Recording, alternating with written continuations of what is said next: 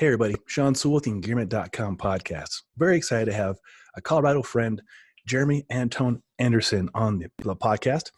He is a professional skier, athlete, entrepreneur, father, and just an overall awesome person. We've been meaning to connect for, 6 months plus. And so amid this COVID virus stuff and bandwidth issues and all the stuff we have going on, we're going to make this a fun podcast with actionable items that you can take away for your family during this crazy, crazy time. Jeremy, welcome to the show. Thanks, Sean. Glad to be here. My pleasure, man. I know we've had some issues with the bandwidth and stuff. As everybody's probably experiencing, more people working from home and bandwidth sharing in the home is challenging. So we're doing our best to go with it. So listeners out there, we're going to keep plugging away at this conversation because we have a lot to share. Let's start with your filming projects with Rafael Peace, our mutual friend. You were down in Chile shooting a movie, and I've only heard some crazy stories. I'd love to hear from you what your experience was on that film shoot. Yeah, I mean, I guess first off, Raf and I we really have a different kind of mindset when it comes to ski films. Mm-hmm. There's a lot of untold stories, and everybody's looking for blower turns, who's hucking the biggest cliff, and there's so much that goes into these films outside of that, and the indigenous people in the areas that you visit and everything. And obviously, Rafa is from Chile, and we were able to connect and do something pretty special with the Tupungato film. And it just, I think this was Rafa's 5th time attempting Tupungato. And it was really incredible to be a part of it. And just, I don't know if it was fortuitous or, as far as the timing went, but to be down there right before, the people really just rose up against the government, Mm-hmm. and what was happening. And just to see the instability of an entire country and how that actually correlated to our expedition and the instability that we had together. And, even though, we were able to attain the goal, Eric and Rafa were able to summit and do a partial ski descent down. But the crux to the film is about the human condition. Yeah. And what it takes to accomplish something, and really how that coincided with what was happening in Chile and continues to happen in Chile right now. I mean, there's no resolution, and with COVID happening, there's they've got their whole country on lockdown. They're actually enforcing quarantine with drones. Wow. And it's pretty intense. And for a democratic country, it's pretty far from where the roots started in the 90s with their first free election. And that's that's part of the film and how all of that is taking place. So it's going to be a very unique adventure ski film. I'm looking so forward to it. It's Rafael is a mutual friend of both of ours, and he was on the show, beginning of March, talking about some of the adventures and a lot of the turmoil down there in Chile and the government and just accessing what I think, and us Americans take for granted, just going to parks outside and the mountains we have in our backyard. Mm-hmm. And that's not the case down there. And it's such a different environment, and you were in it filming. And so I'm looking forward not just seeing, of course, the mountaineering and the skiing, but the actual cultural and the context of all this. So very excited about this. Yeah, we literally had to, Rafa has been working on this project forever, but we didn't even know if we were going to gain access to the area to be able to travel in there and to even attempt this mountain. Even when I flew down there, they were still gathering permits, and we got the final permits within 2 days of me being down there. Cutting it close. It's that incredible. And it's, to give people background in this, and a lot of people need to do some research on Chile to understand Chile was an extreme experiment in in capitalism. Mm-hmm. So you had some guys that were trained at the University of Chicago. They're basically set up to run the country after their first re-elections from the U.S. And it would be like if the extreme right-wing capitalism, privatization of everything existed in the United States, no protection of public lands, which there's an underlying current in our country for that. And you talk about having to actually pay to go picnic at a park with your family. I mean, it's absolutely insane. And Yeah. part of this film is bringing light to that, and that's not exactly why the protests are happening down there, but it is a product of the culture and the government that and was why the people are protesting, because of that, because it's endemic of every part of the system. Privatization of everything, privatization of lands, everything. So I was oblivious to it. I knew Raphael's going down there with you and the crew, and it was interesting to learn about all the different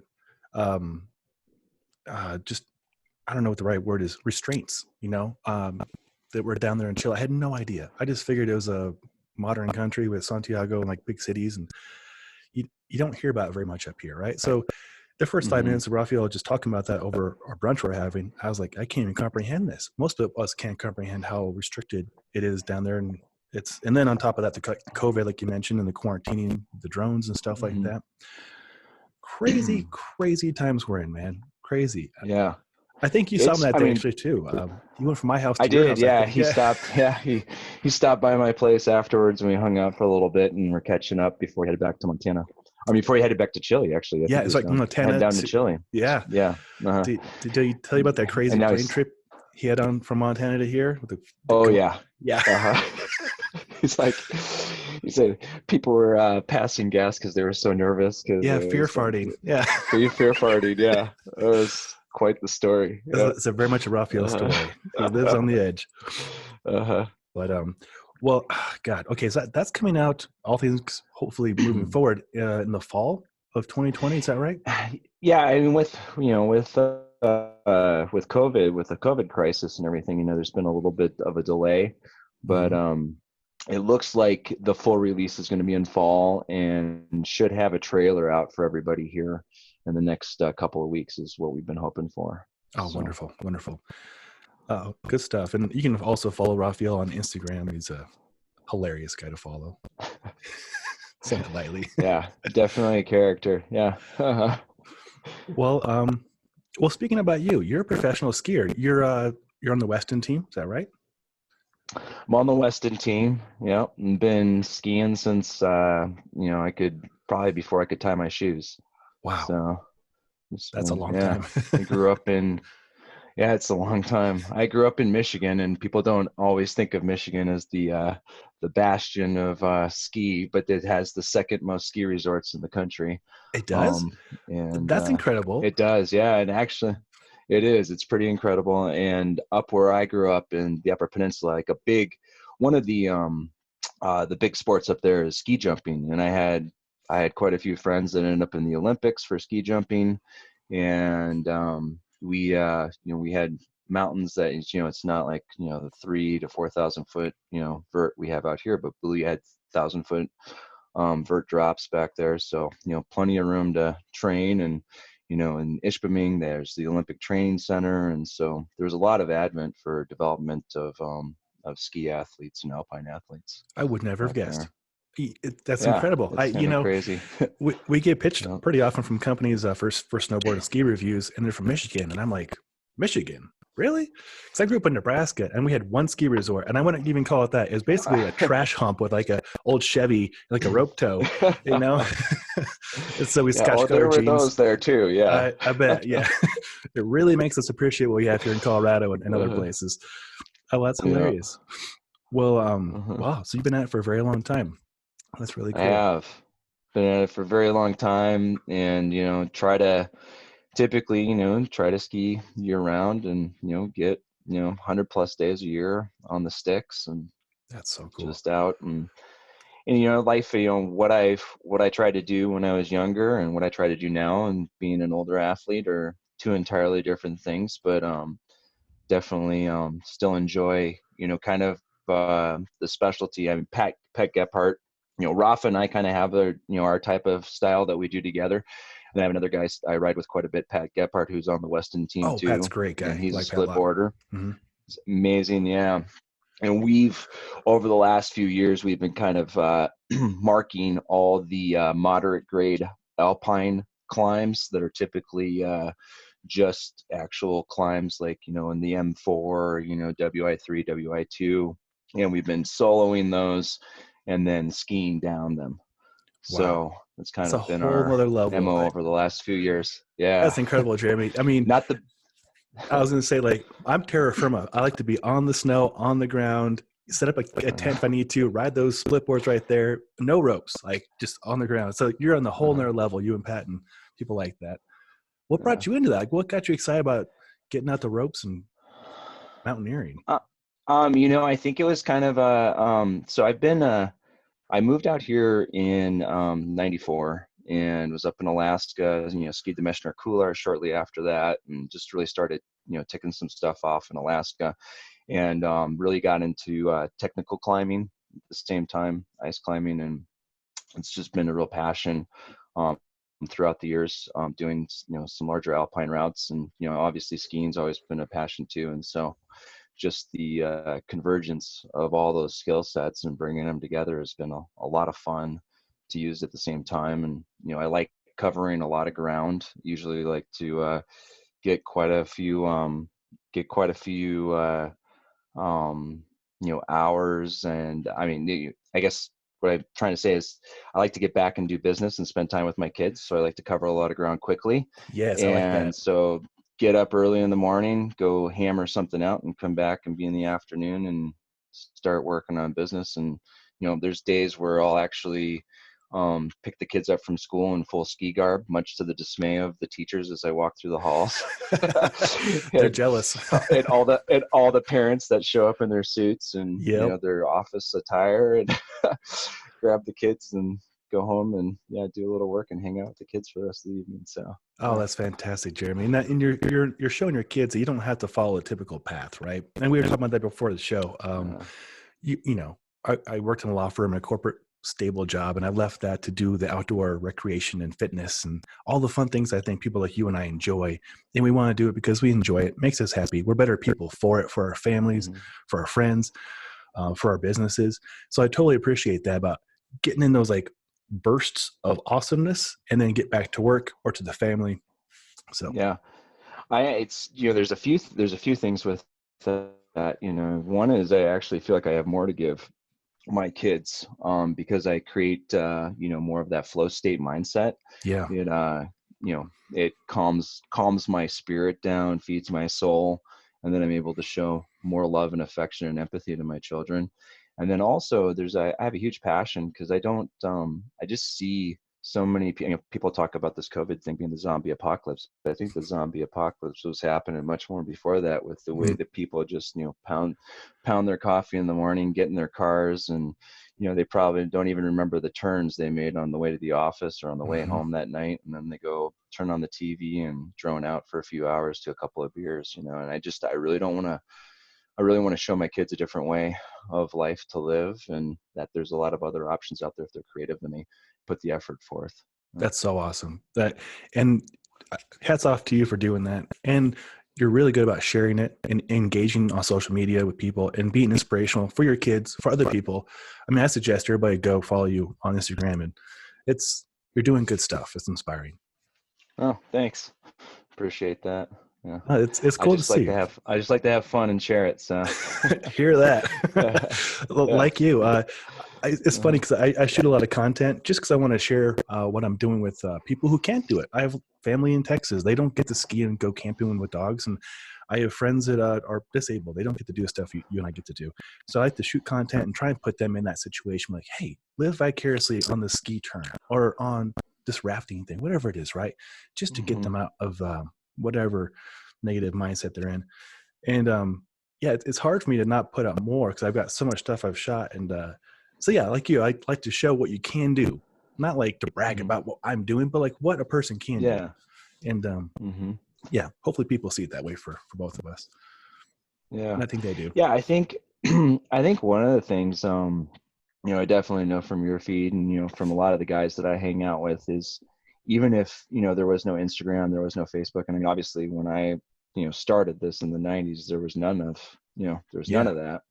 And, are the people, that you're following, that you're watching, that are doing what they're doing, or would they do it if there was no Facebook, if there was no Instagram, and that if you can see that passion inside them, then Hmm. that's, they're worth a follow, they're worth a message to find out how they're living their life, Yeah. how they're doing what they're doing and, why, what their why is and, how they get to do their why every day.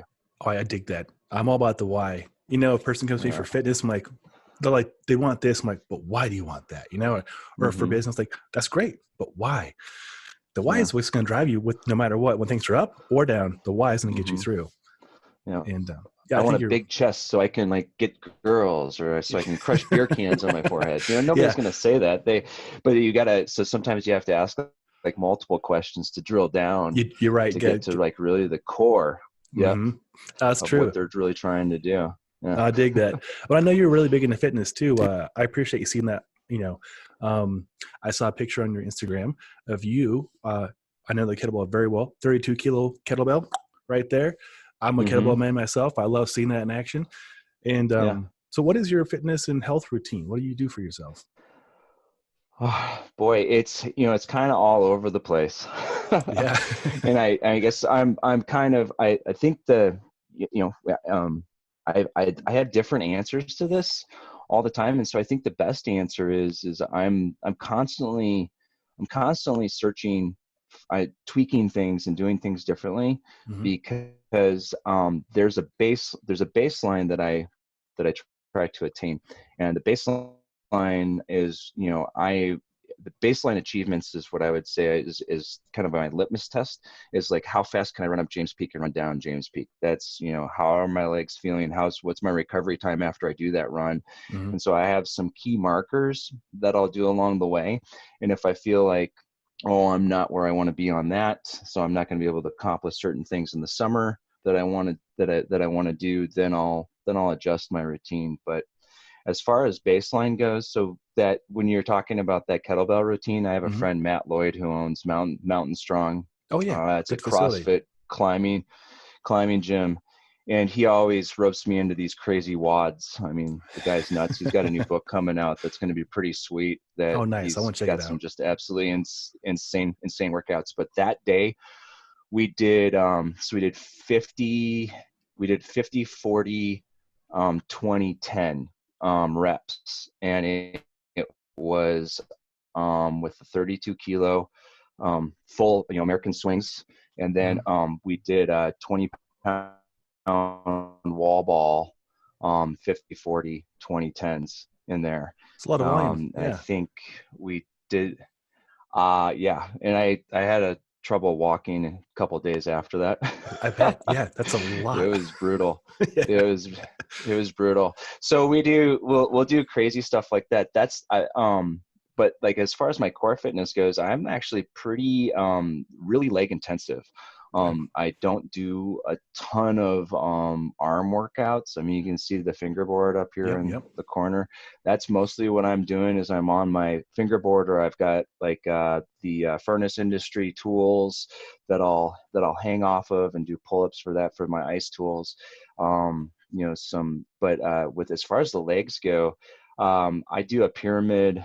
I do a pyramid squat routine where I'll start out with like 35s, go up 10 until I get, and then go up 10 pounds each time, and then max out at 2 reps, go down 2 reps each time, and then I'll reverse it and go back down to just the 35s on there, and then I'll do like a max squat at that point. So I'll be like I think the maximum I've done with on the reverse that is 60 on that. Cool. So it's one of those things where I'm like really trying to focus on volume for like bigger mountain days, endurance, Hmm. strength. I'll do I'll do full Olympic bar with two 235s on the end of that, and I'll do sets of 20 box steps on that, Oh and wow, yeah.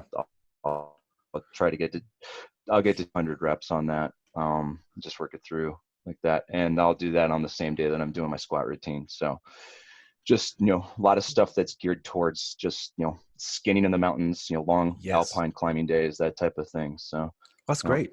That's good insight, yeah. and it obviously it's paid off because you were down in the Andes, climbed up really high mountains. Yeah. Uh-huh.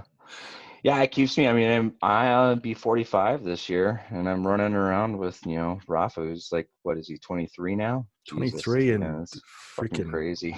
I beast of a know. 23.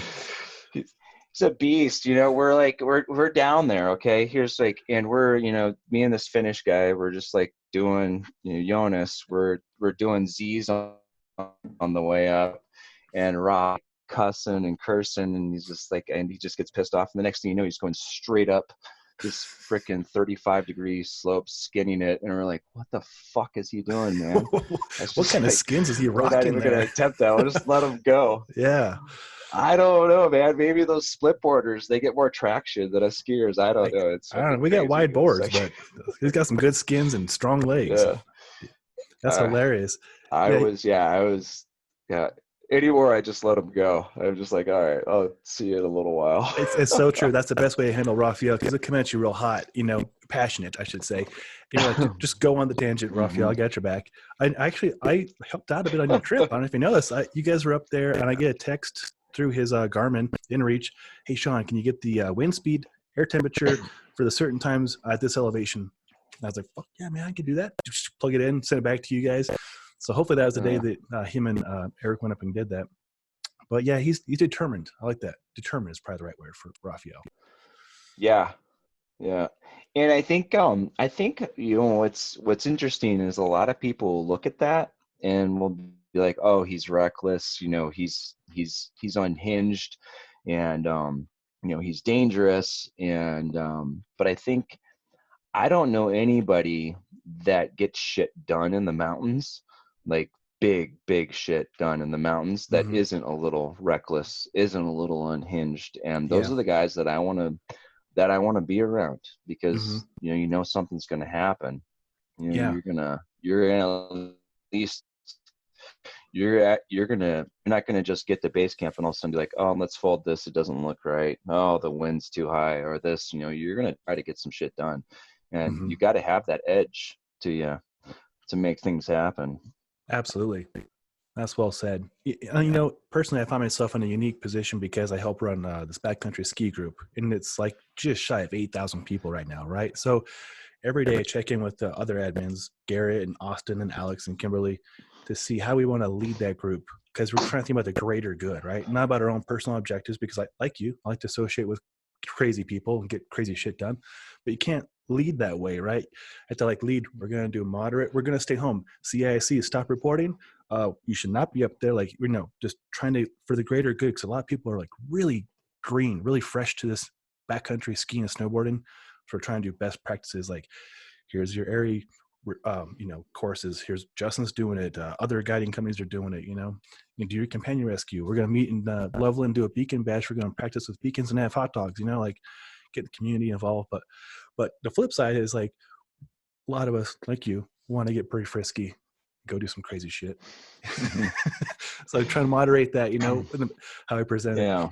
But well, it's it's interesting because I've had a lot of conversations like this with other athletes right now, and it's like and it's just like when they ask me how I'm doing with COVID, and my answer to another athlete and somebody who's thinking like you are is, I am trying to figure out where I need to be between desire and social responsibility right now. Yes, well put. And it's very difficult place to be, because we're used to, the whole reason why I'm in the backcountry is because so nobody can tell me what to do.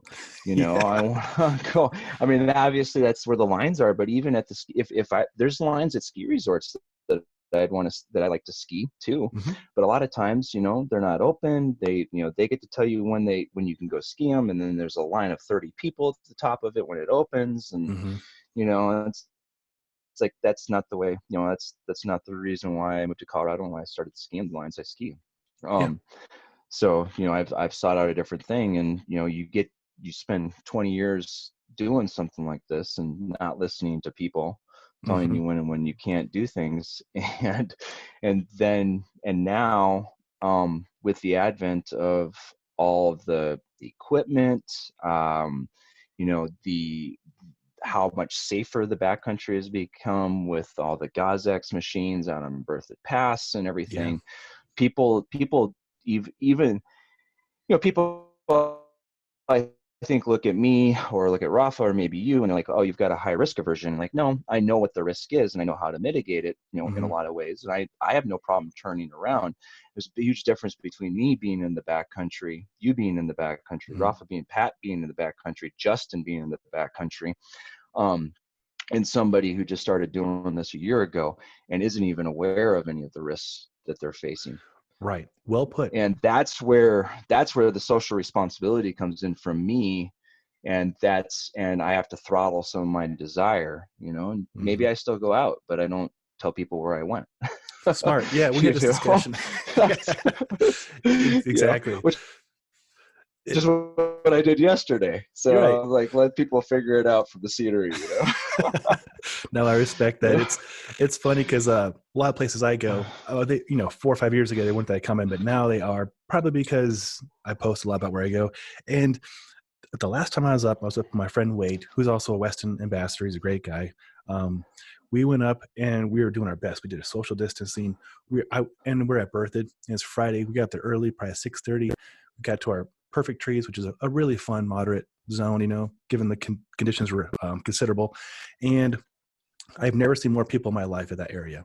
And not only that, but people who are so new to backcountry that they shouldn't be there. No backpacks, obviously no beacons, totally clusterfucked on the mountain, just real sloppy. So I looked at Wade. I'm like, Wade, I'm gonna go put on the wax for the boards. I'm not gonna add to it right now. I'm just gonna focus on some other stuff. And we made that pack together. Then obviously the lockdown happened that Monday. But before it happened, I had heads up because my wife works at a law firm that has close relationships with the mayor. So I went to Jones Pass and went camping one last time with the dogs and like, all right, soak it in, and then came home and been home since. But yeah, for like people like you and me, like that is our happy place. And so it's been a unique challenge, like trying to find out a new happy place. So now it might be sitting on my deck right there and staring at a tree, or like anything I can do to just be at nature, like you said, get in that flow state and just soak up that love and be present, and then go back and be with my Mm-hmm. wife, be with my business partners, my clients, and whatever it is, right? Because we still Yeah. all need that outlet, and that the health, Mm-hmm. the fitness, the mental health, mental well-being. And I've battled depression and anxiety my whole life, and so those are my go-to tools for backcountry, split boarding, camping, and just being away from everybody. No cell phone service. So it's been unique trying to adapt to that, and I'm sure it has been for a lot of other people too. But Mm-hmm. yeah, crazy times, man, crazy times. Yeah.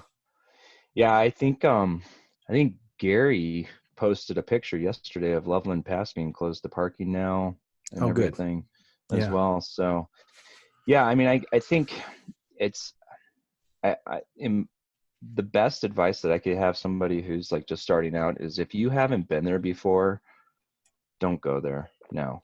Right. Yeah. Please don't you go. know, please don't go there now. Yeah. Don't think like, oh, well, everything's closed, so I'm going to go try to, even if it's a gentle slope up a 13 or something, it's like, no, it's not the time to get out there and No. do that. Yeah. That's good advice, and hopefully anybody listening that is curious about this, reach out to anybody in the community and like ask what resources, what equipment. This is time to start planning. Get your fitness up. Read some books. Yeah. Take some courses, right, online, and then next Mm-hmm. season you'll be more appreciative of this environment. Yeah, and I think too, I mean, I want to make myself available, and I know I can speak for other guys as well, on the Weston team. If anybody has any questions at all, we're very open. I mean, we host splitboard meetups, where Mm-hmm. we take out and we work on techniques with people and everything.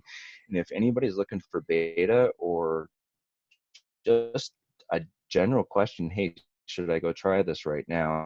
A skill set, we're and that goes far as it goes with, any alpine routes. You can tell me what you've done and tell me the route in Colorado, and I'll say, hey, probably not time for you to jump on that right now. I think one of the biggest things with the, I hate using the term, but the newbies, people who are newer Mm-hmm. to the outdoor backcountry, is right now, if anything goes wrong, it is extremely difficult because all of the emergency services, medical staff, and everybody are just tapped out Mm-hmm. with everything. So, just getting a rescue set up in place is going to be difficult. I mean, let's just take like Breckenridge, for instance. Pat and I did a massive ridge line. We had like 4 13ers in one day, and we're coming down.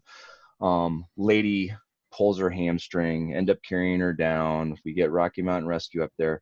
There's probably like, just to do that rescue, there were, I think, 7 trucks, 15 people that showed up.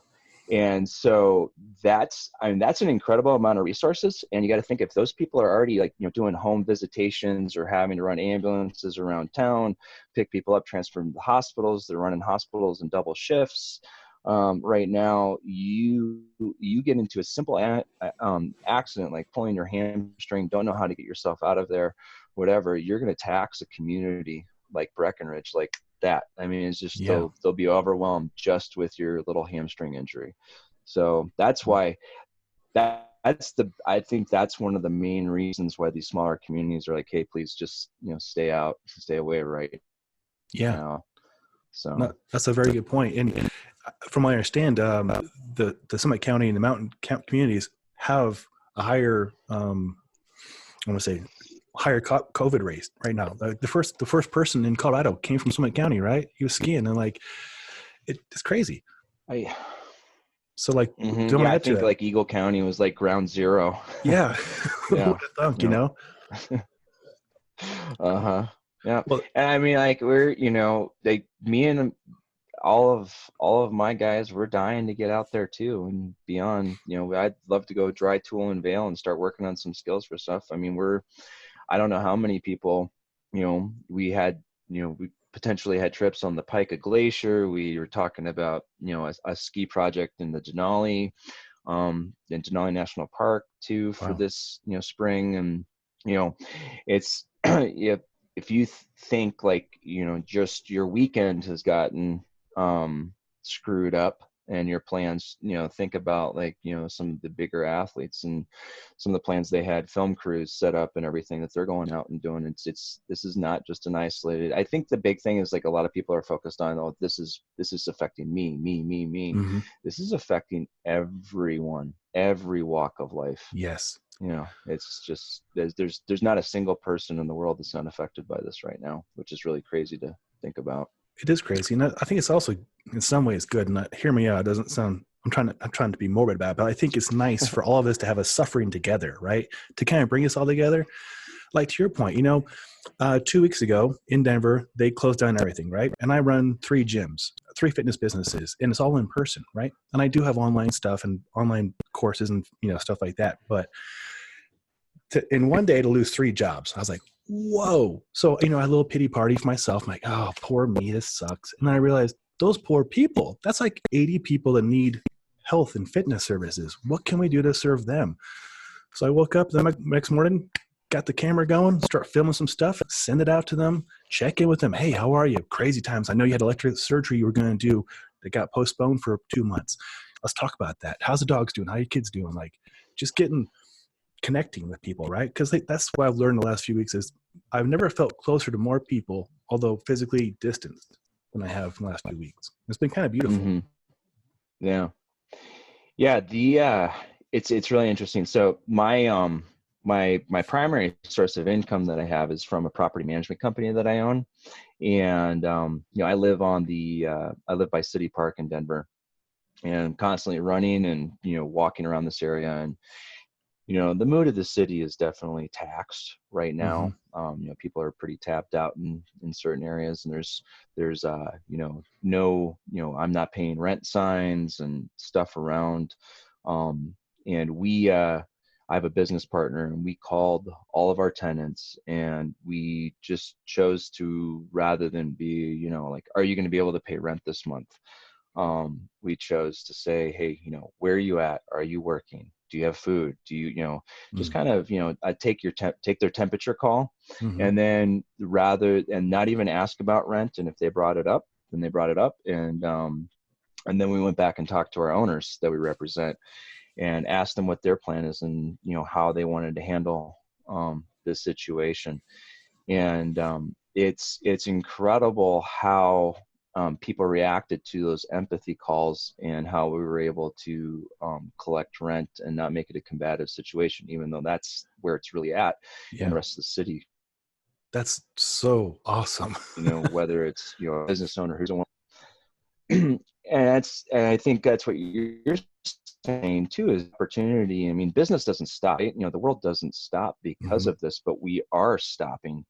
You know, things still continue to happen. It's not like the financial markets have been paused, and, you know, everybody's bank accounts are frozen. You're still having to spend money, but you're not necessarily bringing money in. And, you know, I think people can choose to be combative in situations like this, so they can just, you know, enhance their level of empathy with others, and show compassion and love.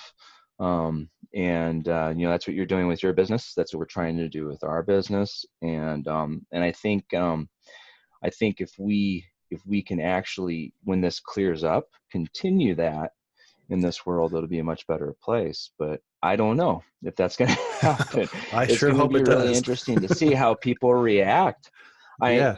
I think there'll be a sect of us that'll probably continue that and might be able to enhance that. But I also think there's going to be a sect of that that's going to be like, you know what, I need to get mine, and I need to continue to have mine, and they're going to get more doomsday, and, you know, they're going to, you know, it's like the Stephen Martin on the last scene of The Jerk. I don't know if you remember that movie, It's been a where he's long like, time. I just need this, I just need that. And Yeah. he just like grabs everything in the house and leaves his whole family behind.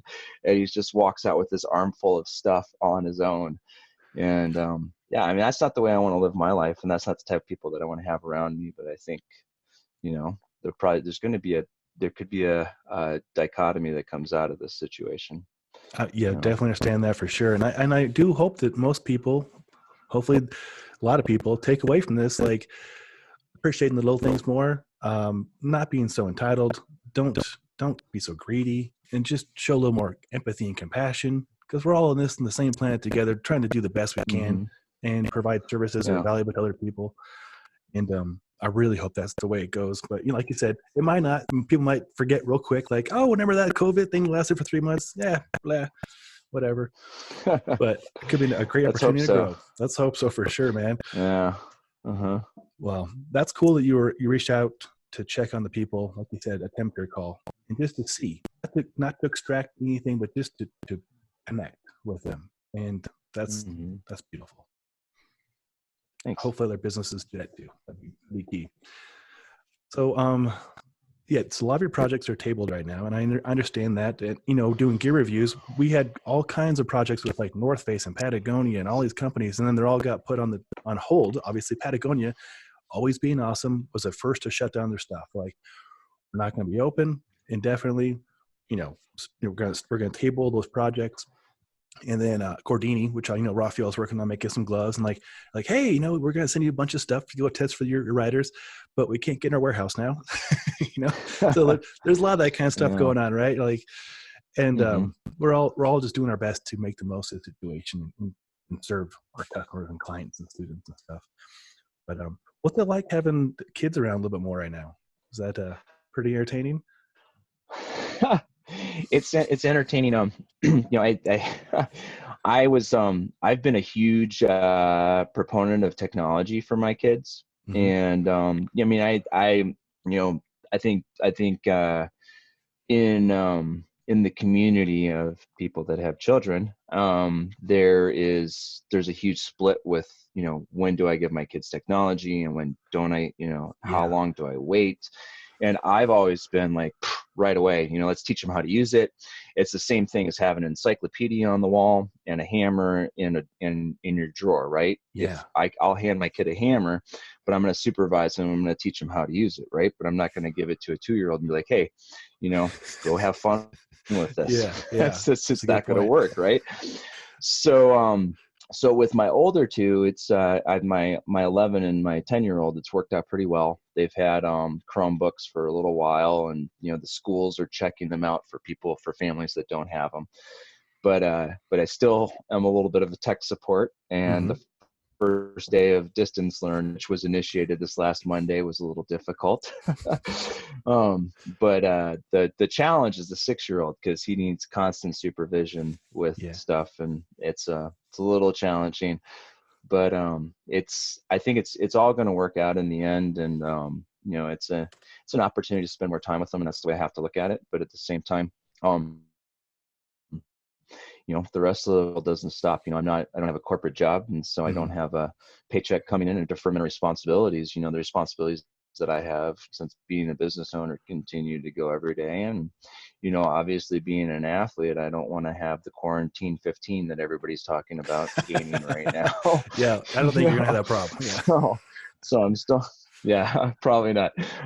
So I'm still trying to train and, do everything, do in-home stuff with the gyms closed and everything like that, and keeping a routine going. But I think I tell you this, the biggest thing that I've been cognizant of is the amount of time I'm spending on things through this. So like, if I don't have the kids and I don't have, that responsibility for a day, I might do a fingerboard routine over the course of, an hour and a half or a couple hours while I'm working, standing up and everything. And now I'm like, okay, I've got 45 minutes and I'm going to cram everything that I was doing in that 90 minutes into that 45 minutes. And it's giving me a little bit more of it's elevating the heart rate and stuff like that. And it's keeping me a little more focused and on my toes. So, because I have to disconnect and focus on the kids and help them out with, I'm like a para, professional, essentially. I'm an in-home para. Oh, that's cool. Yeah. Well, I appreciate your honesty with that, because, we don't have kids. We have 2 dogs, but we have a 2-bedroom condo, and the other bedroom is our gym. Right. And fortunately, it's a very well equipped gym. Right. But also very fortunately, we built an office for my wife to work there 1 day a week, and it was going very well. Right. So now it's kind of funny in the house. She, works in HR. So I'm like, all right, honey, from 10 to 11, I'm going to be the loud one in the house, get the microphone, the podcast going, and the bandwidth. And then from 11 to 12, she's going to be on a meeting with her people. And then from 12 to 1, I've got a person I'm going to train in the gym. And so we're making it work. It makes you appreciate all the little things. And for my own personal fitness, I don't get to dedicate X amount of time. Right. So there's a technique and a terminology from Strong First from Pavel called greasing the groove, where you go to the hang board and you do 3 or 4 pull-ups. Cool. We'll do some, come back, do a couple more, maybe some L sits, then I've got some push-ups, 50 air squats, whatever. So I'm doing a lot of that. So I'm constantly, like you said, in movement, whatever I can get. Like when I get right now to get another cup of water, I'm going to do, some squats or some lunges, right? Getting in where I can. Makes you appreciate when you do get to go to your favorite gym, and swing the 32 kilogram kettlebell and do the battle ropes and the box jumps and stuff. But it's cool. And also you brought up a good topic too. Well, we have 4 nieces, all under the age of 6, and they are very much not allowed to do technology. So if I show them a video of the dog playing in the mountains, I have to clear it with the mother and father, of course. And I show them this video of this is my dogs, 1 minute long. Okay, that's the only thing they get to see today, though. So now that they're home, things might be adapting to technology and stuff like that. So it's interesting to see how parents are adapting in these times with having the children at home a lot more than usual. So thank you for sharing that. Yeah, you bet.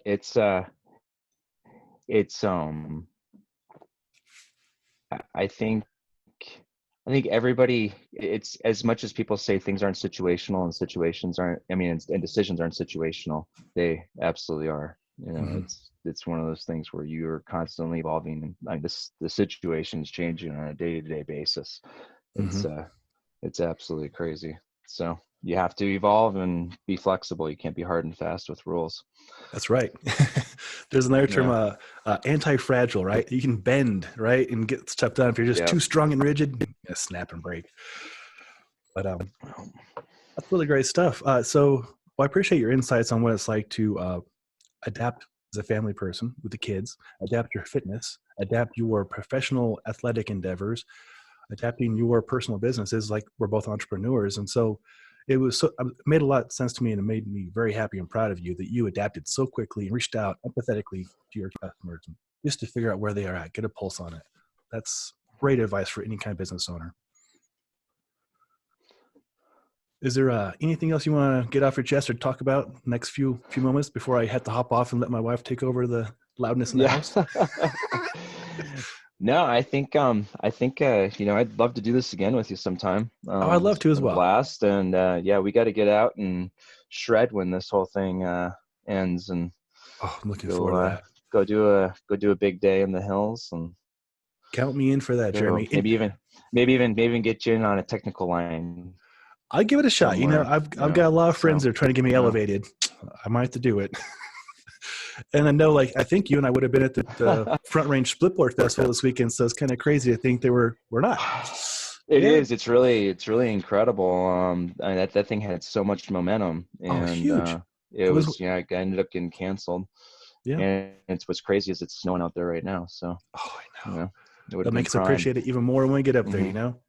Yeah. Not to disclose where I was yesterday, but I don't even think, just so people know, I don't think they're running the GazX machines on Berthoud Pass, and they're mitigating a lot of avalanche stuff right now. They're just trying to keep everybody out of the backcountry, because I saw a lot of cornices up from a distance, from an extreme distance, that normally would have been blasted off. I was not at Berthoud Pass, but from an extreme distance, I was able to see, because they're so large. So if anybody does go out, I think that's my parting shot, is you need to be hyper aware, because I think everyone is either protecting their people, or they're protecting their resources right now, so that it can be focused on the people who are most in need.